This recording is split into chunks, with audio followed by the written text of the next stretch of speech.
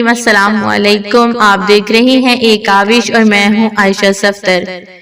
آج کی اس ویڈیو میں ہم لوگ بات کریں گے اسلام کے مرد مجاہد، مرد میدان اور کسی سے نہ ڈرنے والی شخصیت عراق کے سابق صدر صدام حسین کے بارے میں۔ ناظرین اکرام، صدام حسین کی شخصیت ہمیشہ تنازعات کا شکار رہی۔ متنازع چیزیں، متنازع بیانات ہمیشہ ان سے منسوب رہے۔ وہ جب تک زندہ رہے ہمیشہ سرخیوں کا حصہ بنتے رہے اور مرنے کے بعد بھی دنیا کبھی بھی صدام حسین کے نام کو فراموش نہیں کر سکے گی۔ وہ ایسا مرد مجاہد تھا جو امریکہ کی آنکھوں میں آنکھیں ڈال کر بات کرتا تھا۔ صہیونیت اس کے نام سے تھر تھر کانپتی تھی۔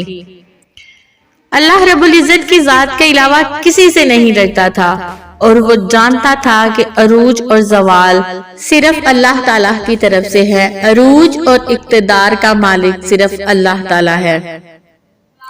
ناظرین اکرام، آج کی اس ویڈیو میں ہم بات کریں گے صدام حسین کے عروج و زوال کے بارے میں، ان کی زندگی کے بارے میں، وہ کہاں پیدا ہوئے، تعلیم کہاں سے حاصل کی اور اقتدار کے ایوانوں تک کیسے پہنچے، اور ماورائے عدالت جو ان کا قتل کیا گیا اس کے پیچھے کیا محرکات تھی۔ کیا واقعی ان پر لگے گئے الزامات سچ تھے یا وہ بھی ایک تنازع ہی تھا؟ آج کی ویڈیو شروع کرنے سے پہلے آپ سب لوگوں سے گزارش ہے کہ اگر آپ نے ہمارا چینل ابھی تک سبسکرائب نہیں کیا تو ہمارے چینل کو سبسکرائب کیجئے گا، لائک کیجئے گا اور بیل آئیکن کو ضرور پریس کیجئے گا تاکہ ہر آنے والی ویڈیو کا نوٹیفیکیشن آپ کو مل سکے۔ شکریہ۔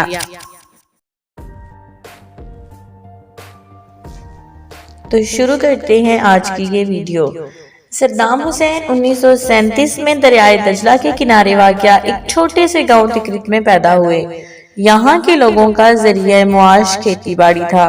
صدام حسین کے والد ان کی پیدائش سے پہلے ہی انتقال کر چکے تھے اور ان کی والدہ سیدہ حجہ طلفہ ان کی پیدائش سے زیادہ خوش نظر نہیں آ رہی تھی، کیونکہ وہ اپنے بھائی کے گھر میں رہتی تھی اور پہلے ہی خود کو بھائی پر بوجھ سمجھتی تھی، اور صدام کے پیدا ہونے سے اس بوجھ میں مزید اضافہ ہو گیا تھا۔ ان کے برعکس ان کے ماموں اور چچا ان کی پیدائش سے بہت زیادہ خوش تھے۔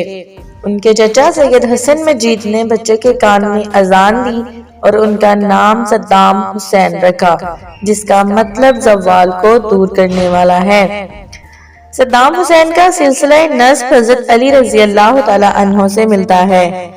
ناظرین اکرام، 1937 کا وہ گمنام، بے حیثیت اور غریبوں کا مسکن، کچے گھروں پر مشتمل ایک چھوٹا سا گاؤں تکریت، جس کا مطلب دجلہ کا قلعہ ہے، کس نے سوچا تھا کہ وہ اتنی بین الاقوامی شہرت حاصل کر لے گا؟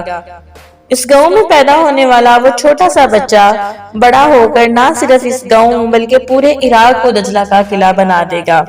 صہیونیت اس کے نام سے تھر تھر کانپا کرے گی۔ بچپن ہی سے اس کے دماغ نے بڑوں کی طرح کام کرنا شروع کر دیا تھا۔ وہ نارمل بچوں سے بہت ہٹ کے تھا، کبھی بھی خود کو احساس کمتری کا شکار نہ ہونے دیا۔ ناظرین اکرام، یہاں پر ہم آپ کو ایک بات بتاتے چلیں کہ ان کی والدہ جو تھی، انہوں نے صدام کی پیدائش کے بعد ان کے چچا سید حسن مجید سے شادی کر لی تھی۔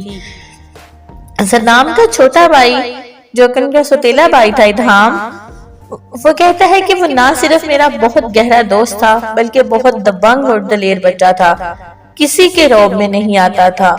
گھڑ سواری اس کا پسندیدہ مشغلہ تھا۔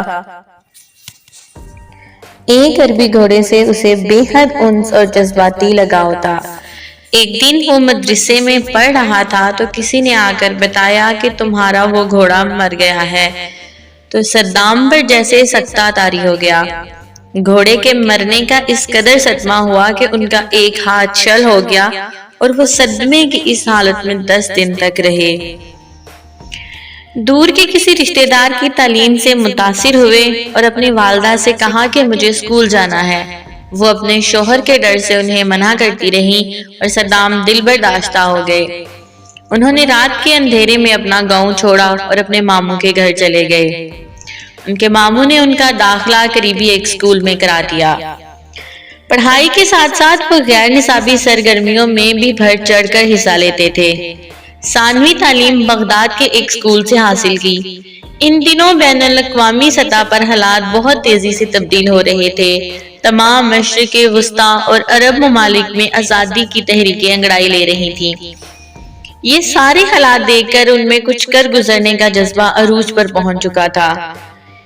اس وقت عراق میں دو بڑی پارٹیاں عوام میں بے حد مقبول تھیں، ایک سوشلسٹ پارٹی جو کہ اس وقت کی حکمران جماعت تھی اور دوسری بعث پارٹی۔ صدام حسین بعث پارٹی میں شامل ہو گئے۔ بعث پارٹی جمہوریت اور عوام کے بنیادی حقوق دینے کی بات کرتی تھی اور صدام حسین ہمیشہ سے ہی جمہوریت پسند اور حریت فکر کے دل دادا رہے۔ اسی دور میں حکمران سوشلسٹ پارٹی نے کرکوک عوام پر بے پناہ ظلم و تشدد کیے، جس سے بغداد کے عوام کو ہلاکو خان کی یاد تازہ ہو گئی۔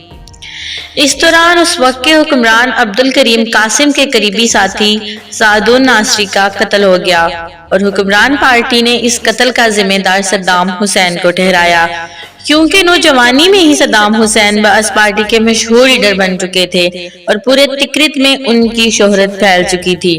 صدام حسین کو گرفتار کر لیا گیا۔ جیل میں انہیں اس بات کا اندازہ ہو چکا تھا کہ حکمران پارٹی انہیں موت کے گھاٹ اتارنا چاہتی ہے۔ ان کا مقدمہ نام نہاد خصوصی عدالت میں منتقل کر دیا گیا۔ اس عدالت کے ذریعے صدام حسین کو سزا دلوانے کی کوشش کی گئی۔ انہوں نے اپنے ساتھیوں سے مشاورت کی کہ جیل توڑ کر بھاگا جائے، لیکن ان کے رشتہ دار جن میں ان کے ماموں اور چچا تھے، انہوں نے اس بات کو ماننے سے انکار کر دیا۔ اب صدام حسین پریشان تھے کہ اگر وہ جیل توڑ کر بھاگ جاتے ہیں تو ان کے رشتہ داروں پر تشدد کیا جائے گا، اور اگر وہ نہیں بھاگتے تو ان کی اپنی زندگی خطرے میں ہے۔ اب انہوں نے اپنے اس فیصلے سے خود ہی پیچھے ہٹ گئے اور پھر حکومت وقت ان پر کسی قسم کا الزام ثابت نہ کر سکی، جس کے بعد انہیں چھوڑ دیا گیا اور وہ واپس اپنے گاؤں تکریت چلے آئے۔ روزانہ رات کو گلیوں میں نکلتے اور بعث پارٹی کے نعرے دیواروں پر لکھ دیتے۔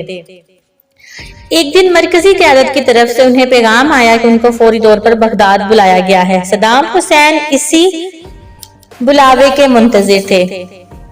صدام حسین جیسے ہی بغداد پہنچے، مرکزی قیادت کی طرف سے انہیں ایک بہت اہم مشن سونپا گیا، اور وہ مشن اس وقت کے حکمران عبدالکریم قاسم کو قتل کرنے کا تھا، جسے صدام حسین نے فوراً مان لیا۔ وہ ملٹری ٹریننگ تو پہلے ہی حاصل کر چکے تھے، لیکن پھر بھی مزید ٹریننگ دی گئی کیونکہ معاملہ حکومت کے سربراہ کو قتل کرنے کا تھا۔ صدام حسین عبدالکریم قاسم کے دفتر سے گھر جانے والے راستے میں اپنے ساتھیوں سمیت ایک فلیٹ کرائے پر حاصل کر چکے تھے۔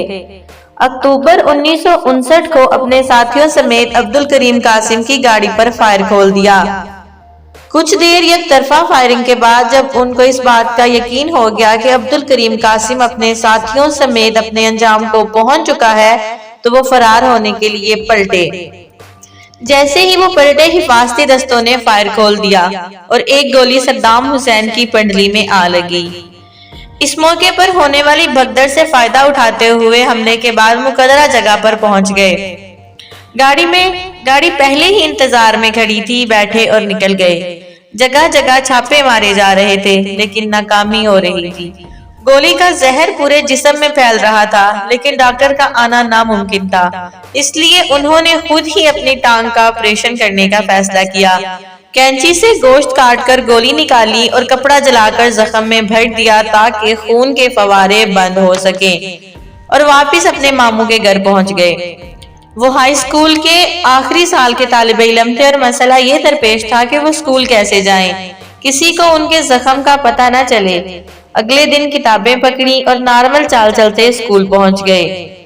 واپسی پر اسکول کے گیٹ سے نکل رہے تھے تو انہیں اطلاع ملی کہ ان کے ساتھیوں کو گرفتار کر لیا گیا ہے اور صدام کی تلاش جاری ہے۔